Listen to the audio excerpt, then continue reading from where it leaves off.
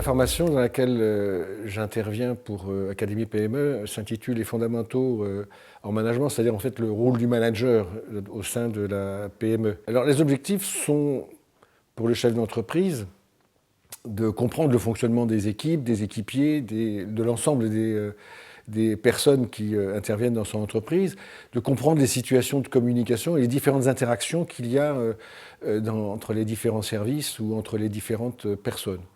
C'est aussi de connaître, de comprendre, d'identifier les styles de management, différents styles de management qui peuvent exister dans les relations, et se positionner par rapport à ces différents styles.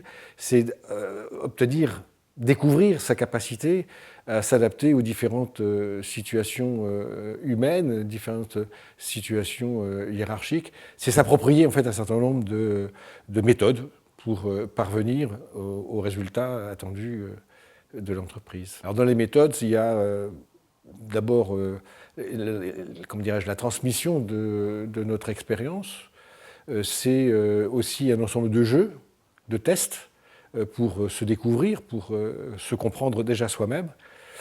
Des jeux pour comprendre les différentes interactions qu'il y a entre les stagiaires, donc les interactions qu'il peut y avoir au sein de l'entreprise dans des situations équivalentes.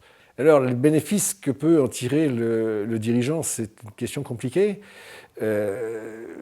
Pour moi, je vais le paraphraser en disant que le dirigeant attend un résultat de son entreprise. L'entreprise, au départ, c'est un résultat économique, c'est ça qui est fondamental et qui est attendu. Le dirigeant va donc tout faire pour aller vers ce résultat et il est responsable de ce résultat, sauf que le résultat, c'est pas lui qui le fait. Ce sont les femmes et les hommes qui font ce résultat. C'est leur compétence, c'est leur initiative, leur autonomie, leur capacité et leur responsabilité. Certes, mais est-ce que les gens ont envie ?